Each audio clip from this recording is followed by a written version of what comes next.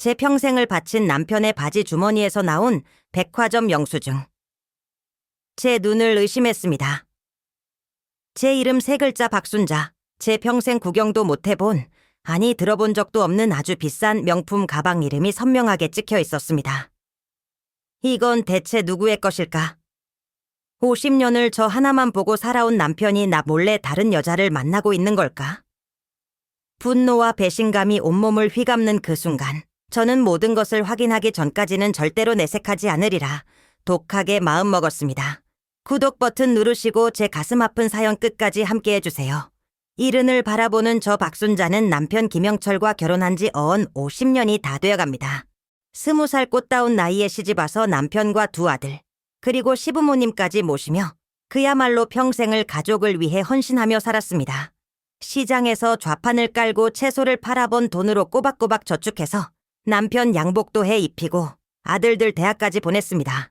제 손은 거칠고 투박해졌지만 반듯하게 자란 아들들과 남편의 성공이 제 인생의 가장 큰 자랑이었습니다.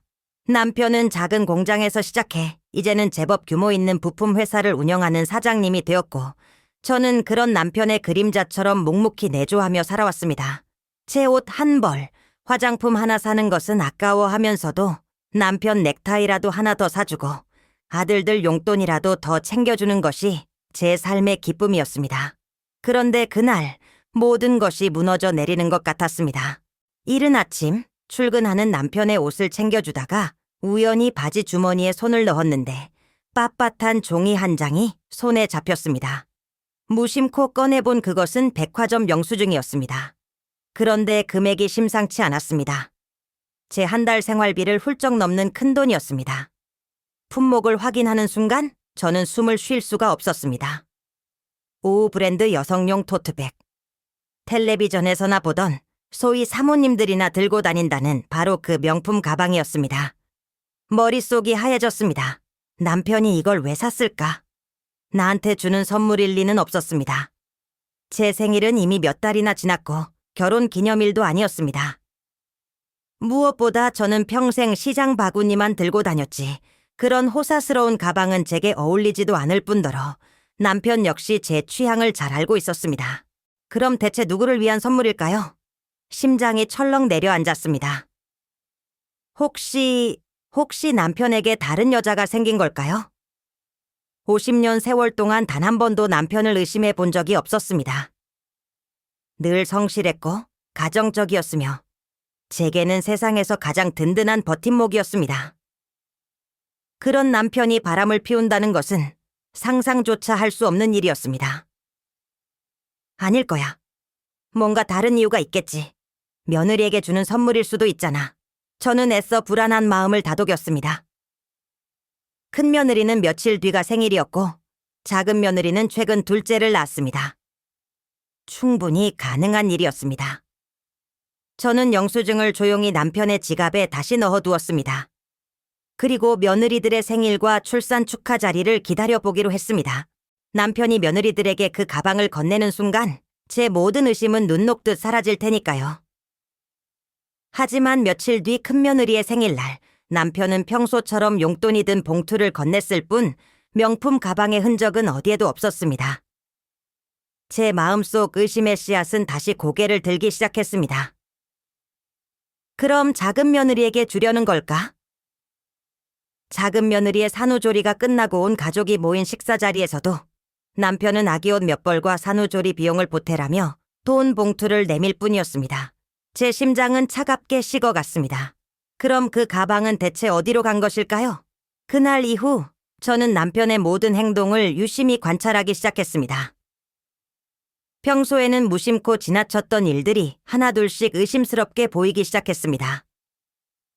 우선 남편의 옷차림이 달라졌습니다. 평생 작업복 아니면 등산복만 입던 사람이 언젠가부터 말끔한 콤비 자켓이나 색깔 있는 셔츠를 입기 시작했습니다. 머리도 일주일에 한 번은 꼭 미용실에 가서 단정하게 다듬었고 희끗희끗하던 머리카락은 어느새 검게 물들어 있었습니다. 여보, 요즘 부쩍 멋을 내시네요. 좋은 일이라도 있어요?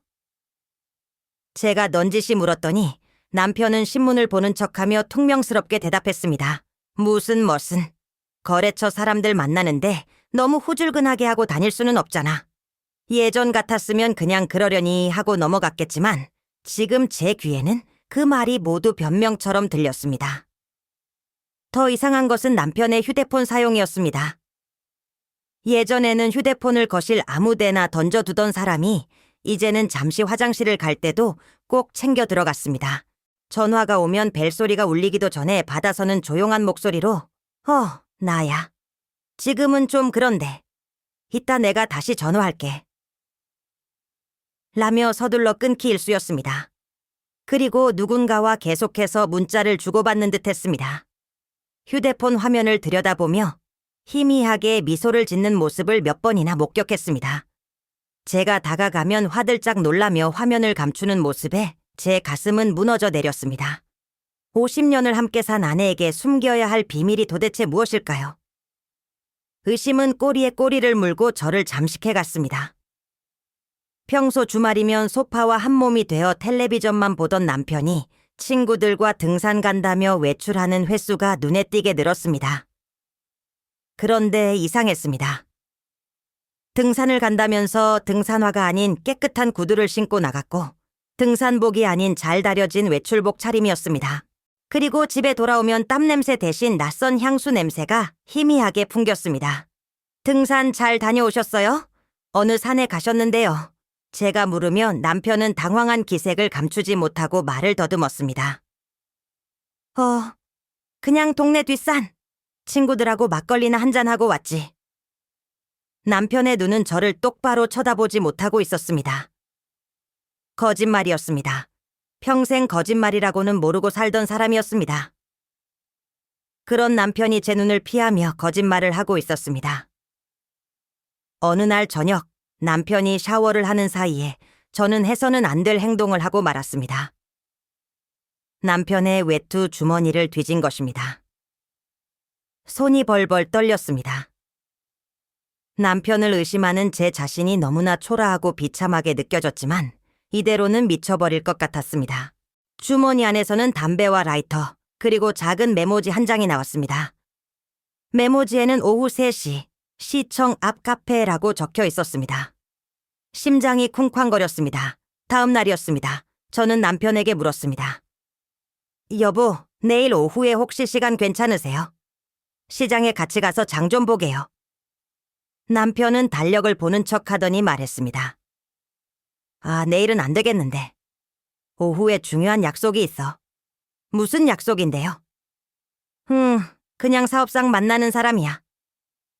저는 더 이상 묻지 않았습니다. 이미 답은 정해져 있었으니까요. 다음 날, 저는 남편 몰래 집을 나섰습니다. 태어나서 처음으로 남편을 미행하기로 결심한 것입니다. 가슴이 터질 듯이 뛰고 온몸이 사시나무처럼 떨렸지만 제 눈으로 직접 확인해야만 했습니다. 약속 시간보다 1시간 일찍 시청 앞 카페 건너편에 자리를 잡고 남편을 기다렸습니다. 시간이 어떻게 흘러가는지도 몰랐습니다. 드디어 약속 시간인 3시가 가까워 오자 저 멀리서 남편의 모습이 보였습니다. 평소와는 다른 한껏 멋을 낸 모습이었습니다. 제 심장이 발끝까지 떨어지는 것 같았습니다. 남편은 카페로 들어가지 않고 주변을 두리번거리며 누군가를 기다리는 듯 했습니다. 그리고 잠시 후 제 눈을 의심하게 하는 광경이 펼쳐졌습니다. 젊은 여자였습니다. 제 아들보다도 어려 보이는 아주 젊고 예쁜 여자였습니다. 여자는 남편을 발견하고는 환하게 웃으며 손을 흔들었고 남편 역시 그 여자를 향해 인자한 미소를 지어 보였습니다. 50년 동안 저에게는 단 한 번도 보여준 적 없는 그런 다정한 미소였습니다. 두 사람은 카페 안으로 들어갔고 창가 자리에 마주 앉았습니다. 너무 멀어서 무슨 이야기를 하는지는 들리지 않았지만 분위기는 무척이나 화기애애 보였습니다. 여자는 연신 웃으며 무언가 신나게 이야기했고 남편은 그런 여자를 사랑스럽다는 눈빛으로 바라보고 있었습니다. 제 두 눈에서 눈물이 하염없이 흘러내렸습니다. 온몸에 힘이 빠져 그 자리에 주저앉고 말았습니다. 모든 것이 끝났다는 생각뿐이었습니다. 내가 평생을 바쳐 이룬 가정, 내 인생의 전부였던 남편이 저렇게 다른 여자와 웃고 있었습니다. 저는 그 자리에서 뛰쳐나가 여자의 머리채라도 잡고 싶었지만 차마 그럴 용기가 나지 않았습니다. 사람들의 시선이 두려웠고 모든 것이 밝혀졌을 때 감당해야 할 현실이 무서웠습니다. 한참을 울다가 정신을 차리고 보니 두 사람이 카페에서 나오고 있었습니다. 남편은 그 여자를 배웅하며 여자의 어깨를 다정하게 두드려주기까지 했습니다. 그 모습을 보는 순간 제 마음속에 남아있던 마지막 희망의 불씨마저 꺼져버렸습니다. 그날 이후 저는 껍데기만 남은 사람처럼 살았습니다. 남편과 한 집에 있으면서도 남편을 없는 사람 취급했습니다. 남편이 말을 걸어도 대답하지 않았고 밥상도 따로 차렸습니다. 남편은 처음에는 제가 어디 아픈가 싶어 걱정하는 눈치였지만 제가 계속해서 자신을 피하자 무언가 눈치챈 듯 더 이상 제게 다가오지 않았습니다. 우리 부부 사이에는 얼음장 같은 침묵만이 흘렀습니다. 남편은 여전히 주말마다 외출을 했고 저는 그런 남편을 보며 속으로 눈물을 삼켰습니다. 그래, 이제 저 사람에게 나는 없는 존재구나. 젊고 예쁜 여자에게 마음을 다 빼앗겼구나. 이혼이라는 단어가 머릿속을 맴돌았지만 차마 입 밖으로 낼 수는 없었습니다. 아들들 결혼식에서 양가 부모 대표로 인사하며 검은 머리 팥불이 될 때까지 서로 아끼고 사랑하며 살라. 고 했던 남편의 모습이 떠올랐기 때문입니다. 그 약속을 저버린 것은 남편인데 왜 제가 이 모든 고통을 감당해야 하는지 억울하고 분했습니다.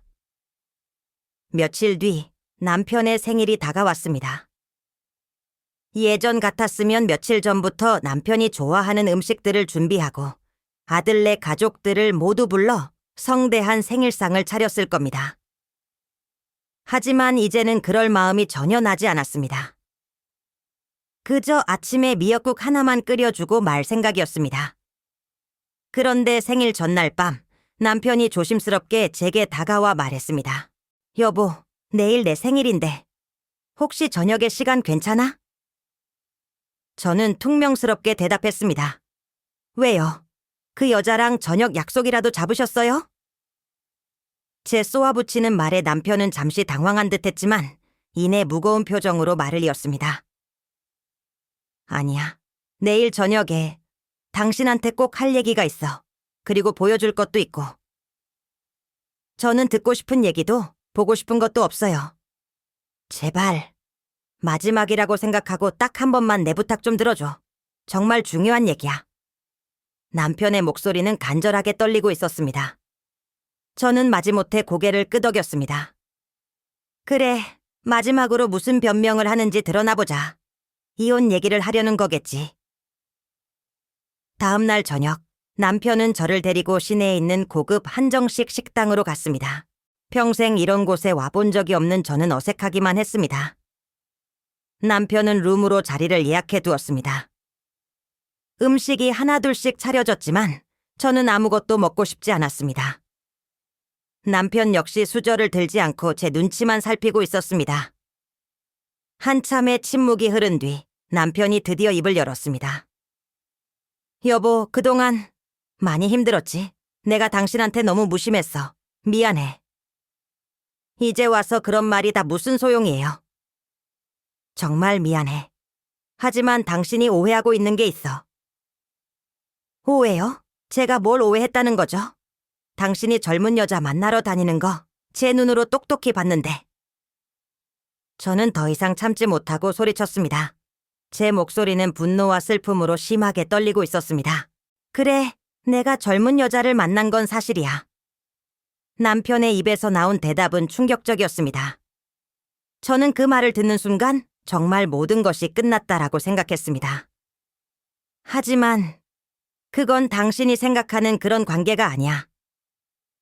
남편은 떨리는 손으로 양복 안주머니에서 무언가를 꺼냈습니다. 그것은 작은 상자였습니다. 남편은 그 상자를 제 앞에 조심스럽게 밀어놓았습니다.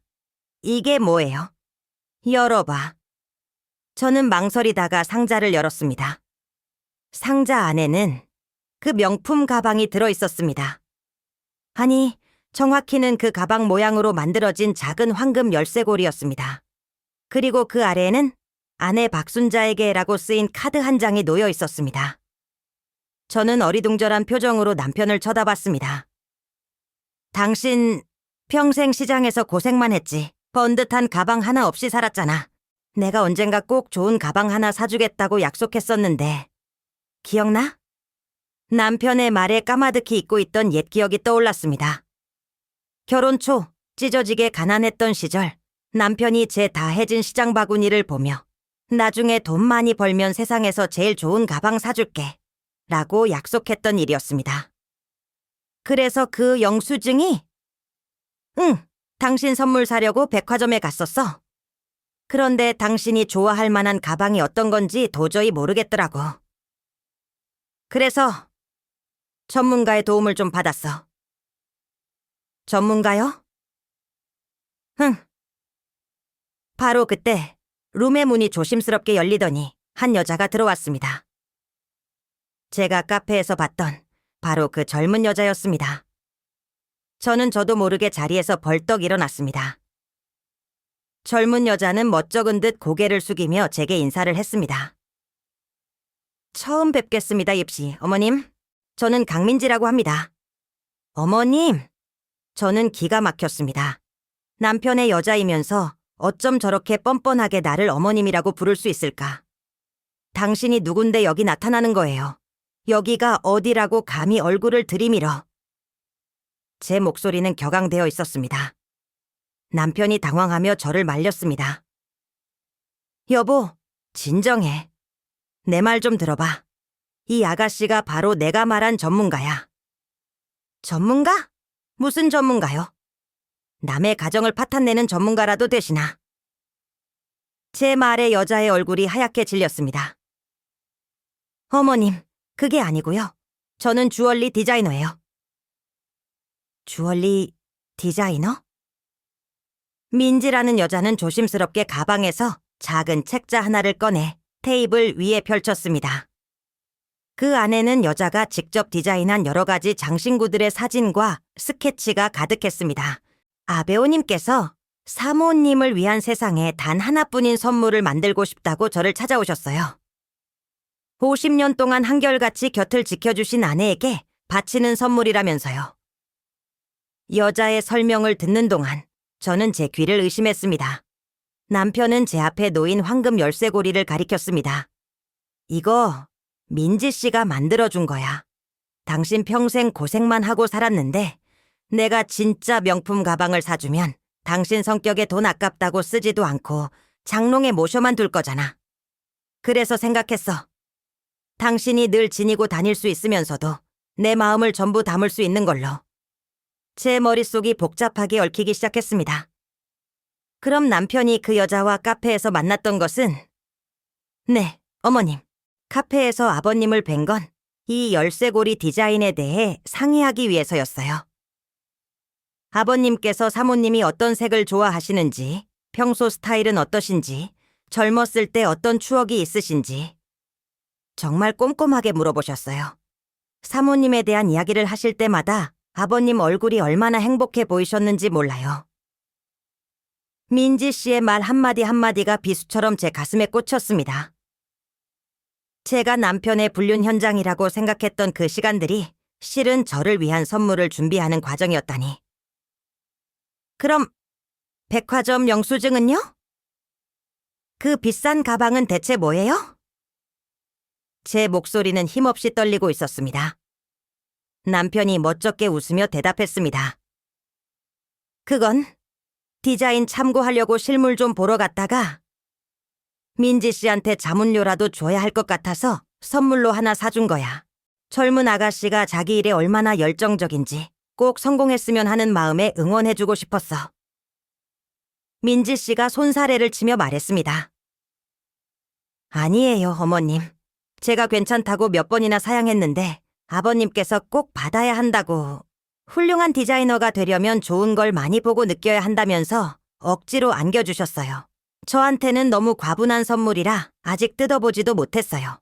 모든 조각들이 하나씩 맞춰지기 시작했습니다. 남편이 외출할 때마다 멋을 냈던 것은 젊은 디자이너를 만나는 예의라고 생각했기 때문이었을 겁니다. 제 눈을 피하며 거짓말을 했던 것은 저를 깜짝 놀라게 해주고 싶었던 마음 때문이었을 거고요.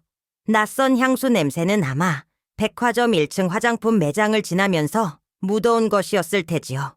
제가 그토록 증오하고 저주했던 모든 의심의 증거들이 사실은 저를 향한 남편의 서투른 사랑 표현이었다는 것을 깨닫는 순간 저는 얼굴을 들 수가 없었습니다. 저는 지난 몇 달간의 제 행동들을 떠올렸습니다. 남편을 벌레 보듯 쳐다보고 없는 사람 취급하며 모진 말을 내뱉었던 순간들.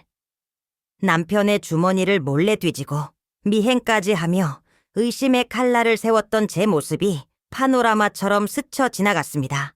남편은 그런 저를 보며 얼마나 가슴이 아팠을까요? 얼마나 답답하고 억울했을까요? 그런데도 아무 변명 없이 묵묵히 이 모든 것을 홀로 감당하고 있었습니다. 오직 저에게 이 선물을 건네는 순간만을 기다리면서요. 여보, 저는 차마 남편의 얼굴을 쳐다보지 못하고 고개를 숙였습니다. 눈물이 쏟아져 내렸습니다. 분노와 배신감의 눈물이 아닌 미안함과 부끄러움, 그리고 가슴 저미는 후회의 눈물이었습니다. 내가 당신을, 내가 정말 죽을 죄를 지었어요. 저는 어린아이처럼 목 놓아 울었습니다. 남편은 말없이 제 옆으로 다가와 떨리는 제 어깨를 감싸 안았습니다. 아니야, 당신이 뭘 잘못했어. 내가 잘못했지. 내가 더 다정하게, 더 세심하게 당신 마음을 살폈어야 했는데. 괜히 어설프게 놀라게 해주려다가 당신 마음에 이렇게 큰 상처만 줬구나. 내가 미안해. 정말 미안해. 남편의 눈가도 붉게 물들어 있었습니다. 민지 씨는 조용히 자리에서 일어나 저희에게 고개를 숙이고는 밖으로 나갔습니다. 룸 안에는 저와 남편, 그리고 저희 두 사람의 울음소리만이 가득했습니다. 한참을 울고 나서야 저는 겨우 정신을 차렸습니다. 남편은 여전히 제 손을 꼭 잡고 있었습니다. 50년 세월의 흔적이 고스란히 담긴 투박하고 거친 남편의 손이었습니다. 제가 평생 의지해왔던 바로 그 손이었습니다. 이 열쇠고리만 있는 게 아니야. 남편은 양복 주머니에서 또 다른 것을 꺼냈습니다. 그것은 낡은 통장 하나였습니다. 이게 뭐예요? 열어봐. 통장을 펼쳐본 저는 또 한 번 말을 잃었습니다. 통장에는 제 이름, 박순자 3글자가 찍혀 있었고 그 아래에는 제가 평생 만져보지도 못할 만큼 큰 금액이 입금되어 있었습니다. 이 돈은 내가 당신한테 진짜 그 명품 가방을 사줬다고 생각하고 모아둔 돈이야. 당신 이제 시장 일도 그만하고 이 돈으로 그동안 못했던 거 다 하고 살아. 친구들하고 여행도 다니고 예쁜 옷도 사 입고 맛있는 것도 사 먹고 이제 제발 당신 자신을 위해서 좀 살아.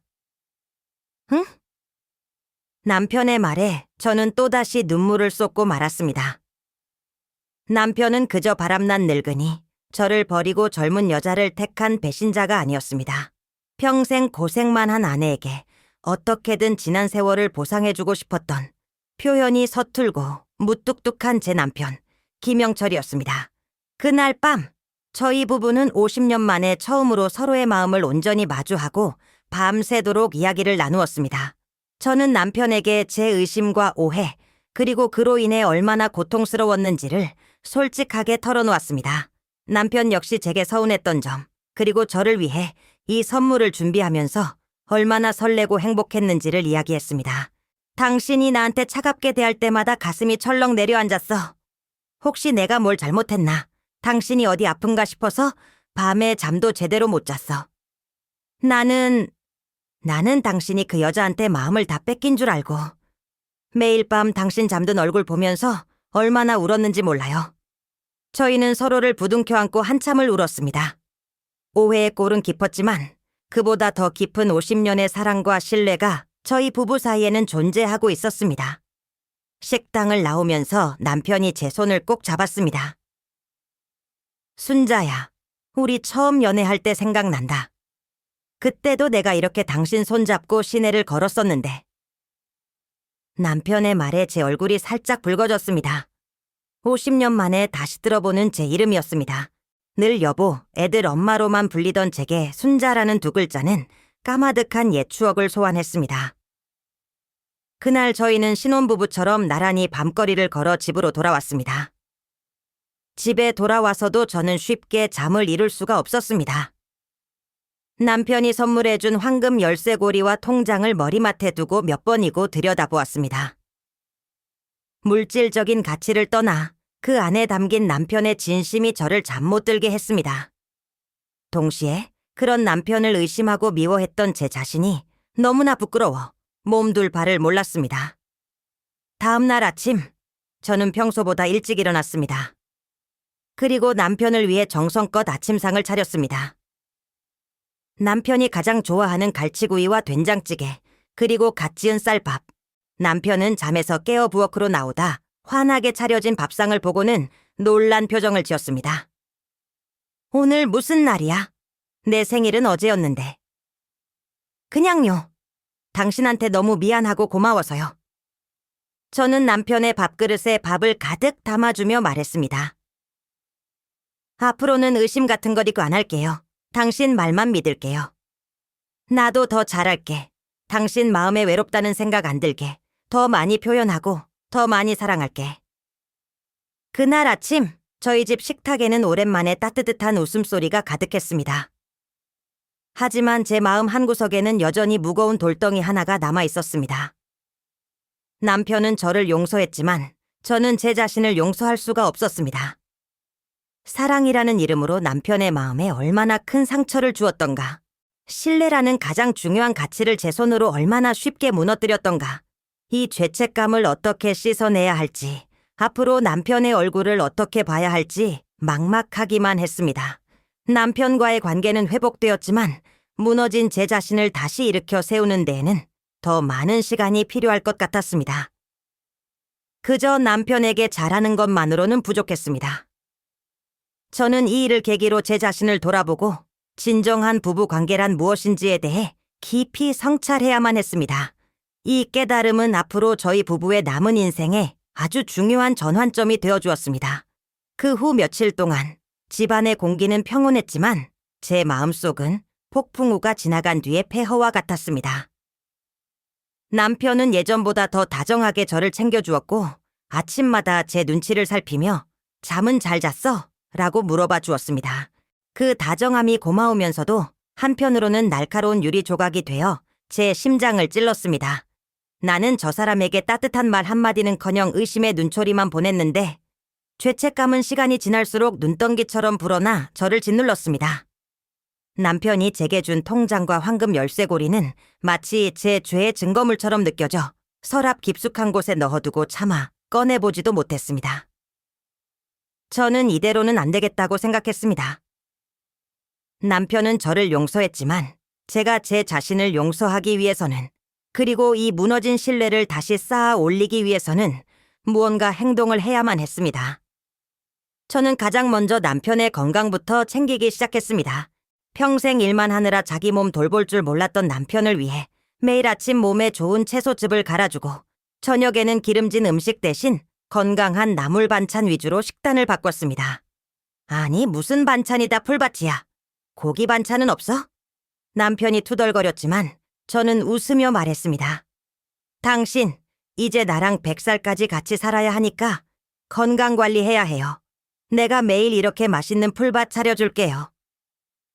남편은 제 말에 못 이기는 척 웃으며 나물을 입에 넣었습니다. 그리고 저는 남편의 등산에 동참하기로 결심했습니다. 그동안 제가 의심의 눈으로만 바라봤던 남편의 유일한 취미 생활이었습니다. 평생 시장 좌판에 앉아있던 탓에 무릎이 좋지 않았지만 매일 아침 동네를 1시간씩 걸으며 조금씩 다리 근력을 키웠습니다. 처음에는 조금만 걸어도 숨이 차고 무릎이 쑤셨지만 남편과 함께하고 싶다는 마음 하나로 꾹 참고 걸었습니다. 한 달쯤 지났을까 제가 먼저 남편에게 말했습니다. 여보, 다음 주말에 등산 갈 때 나도 데려가 주면 안 돼요? 제 말에 남편은 눈이 동그래졌습니다. 당신이? 무릎 아파서 괜찮겠어? 그럼요. 나 한 달 동안 매일 운동했어요. 당신 따라다니려면 이 정도는 해야지. 주말 아침, 저희 부부는 나란히 등산복을 차려입고 집을 나섰습니다. 50년 만에 처음 있는 일이었습니다. 산을 오르는 길은 생각보다 힘들었지만 남편은 제 보폭에 맞춰 천천히 걸어주고 힘들 때마다 손을 잡아주었습니다. 거봐, 내가 힘들 거라고 했잖아. 괜히 따라 나섰어. 아니에요. 당신이랑 같이 오니까 하나도 안 힘들어요. 공기도 좋고 기분도 좋고. 저희는 산 중턱 약수터에 앉아 싸온 김밥을 나눠 먹었습니다. 남편은 평소처럼 친구들과 막걸리를 마시지 않았고 오롯이 저와 함께하는 시간을 즐기는 듯 했습니다. 그날 남편은 제게 말했습니다. 사실 친구들하고 등산 온다고 하고 혼자 올 때가 많았어. 왜요? 당신이 나한테 냉랭하게 대하기 시작했을 때 집에 있는 게 너무 숨이 막혀서 그냥 산에 와서 혼자 생각 좀 하다가 내려갔지. 당신이 왜 그러는지, 내가 뭘 잘못했는지 아무리 생각해도 모르겠어서 너무 답답했어. 남편의 고백에 저는 또다시 가슴이 미어졌습니다. 산을 내려와 집으로 돌아오는 길, 저는 큰 결심을 하고 남편에게 말했습니다. 여보, 이번 주말에 애들 좀 다 오라고 해야겠어요. 애들은 왜? 무슨 일 있어? 아니요, 그냥 제가 할 얘기가 있어서요. 애들 앞에서 당신한테 정식으로 사과하고 싶어요. 제 말에 남편은 손사래를 쳤습니다. 무슨 소리야? 다 지난 일을 애들한테까지 뭐하러 얘기해? 창피하게. 아니에요. 이건 창피한 게 아니에요. 제가 당연히 해야 할 일이에요. 그리고 우리 애들도 이번 일을 교훈 삼아 부부 사이의 믿음이 얼마나 중요한지 배워야 해요. 제 단호한 태도에 남편은 더 이상 아무 말도 하지 못했습니다. 그리고 주말, 두 아들 내외가 모두 저희 집으로 모였습니다. 오랜만에 온 가족이 모였지만 거실에는 무거운 침묵이 흘렀습니다. 제가 아들들 앞에 고개를 숙였습니다. 얘들아, 이 어미가 너희 아버지한테 큰 죄를 지었다. 저는 지난 몇 달간 있었던 모든 일을 하나도 숨김없이 털어놓았습니다. 명품 가방 영수증을 발견하고 남편을 의심하기 시작했던 일, 남편을 미행했던 일, 그리고 남편이 저를 위해 얼마나 애틋한 선물을 준비하고 있었는지에 대해서요. 제 이야기가 끝나자 아들들과 며느리들은 모두 충격받은 표정으로 말을 잇지 못했습니다. 어머니, 그래서 그동안 그렇게 편찮아 보이셨던 거군요. 큰아들이 안타까운 목소리로 말했습니다. 큰며느리는 조용히 눈물을 훔치고 있었습니다. 제가 아버님 마음도 모르고 어머님이랑 아버님 사이에 무슨 일 있는 거 아니냐고 수군거리기만 했네요. 죄송해요. 작은 아들은 자리에서 일어나 아버지 옆으로 가 어깨를 주물렀습니다. 아버지, 혼자 얼마나 힘드셨어요. 저희한테라도 말씀하시지. 남편은 그저 아들의 손을 툭툭 칠 뿐이었습니다. 제가 아들들 앞에 무릎을 꿇었습니다. 이 못난 어미를 용서해다오. 너희에게 부끄러운 모습을 보여서 정말 미안하다. 어머니, 일어나세요. 이게 무슨 일이세요? 아들들이 저를 일으켜 세웠습니다. 어머니, 저희는 괜찮아요. 두 분이 다시 예전처럼 행복하게 지내시는 게 저희 소원이에요. 그렇죠, 여보? 큰며느리가 눈물을 닦으며 말했습니다. 그날 이후 저희 가족은 이전보다 더욱 단단해졌습니다. 아들들은 예전보다 더 자주 저희 집에 들렀고 며느리들은 제게 진짜 딸처럼 살갑게 대해주었습니다. 저는 며칠 뒤 디자이너 민지 씨에게도 따로 연락해 식사를 대접했습니다. 민지 씨, 정말 미안해요. 내가 오해해서 그때 너무 심한 말을 했어요. 아니에요, 꺼머님. 충분히 그러실 수 있었어요. 괜찮아요. 민지 씨는 환하게 웃으며 저를 용서해 주었습니다. 저는 그날 서랍 속에 넣어두었던 남편의 통장을 꺼내 민지 씨에게 건넸습니다. 이건 제 마음이에요. 이걸로 민지 씨 꿈을 펼치는데 조금이나마 보탬이 되었으면 좋겠어요. 어머님, 이럴 순 없어요. 이건 아버님께서 어머님을 위해 모아두신 돈인데요. 괜찮아요. 나에게는 당신 아버님의 마음만으로도 충분해요. 그리고 민지 씨처럼 재능 있는 젊은이를 돕는 게 이 돈을 가장 가치 있게 쓰는 방법일 것 같아. 민지 씨는 한사코 거절했지만 제 진심을 알아주었는지 결국 눈물을 글썽이며 통장을 받았습니다. 시간이 흘러 가을이 깊어졌고 저희 부부의 50번째 결혼 기념일이 다가왔습니다. 결혼 기념일 당일 남편은 제 손을 잡고 사진관으로 데려갔습니다. 결혼할 때 돈이 없어서 제대로 된 사진 한 장 못 찍은 게 평생 한이었어. 오늘이라도 제대로 찍자. 저희 부부는 50년 만에 처음으로 웨딩드레스와 턱시도를 곱게 차려입고 카메라 앞에 섰습니다. 어색하고 쑥스러웠지만 거울에 비친 남편의 얼굴에는 세상 가장 행복한 미소가 걸려 있었습니다. 그날 저녁 아들들이 저희를 위해 작은 기념 파티를 열어주었습니다. 온 가족이 모인 자리에서 남편은 제 손가락에 작은 반지를 끼워주었습니다. 순자야, 지난 50년 동안 고생 많았어. 남은 인생은 내가 당신 손에 물 한 방울 안 묻히고 호강시켜줄게. 사랑한다. 남편의 고백에 저는 또 눈물을 흘렸고 아들들과 며느리들은 환호하며 박수를 쳐주었습니다. 저는 이제 압니다.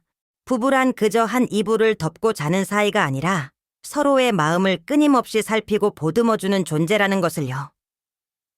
작은 오해의 씨앗이 얼마나 큰 불신의 벽을 쌓을 수 있는지, 그리고 그 벽을 허무는 데에는 얼마나 큰 용기와 노력이 필요한지를 뼈저리게 깨달았습니다.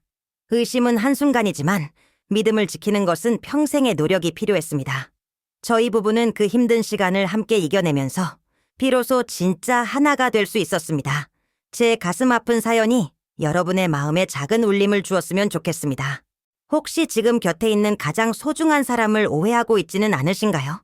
차가운 의심의 눈초리 대신 따뜻한 대화로 서로의 마음을 확인해 보시는 건 어떨까요?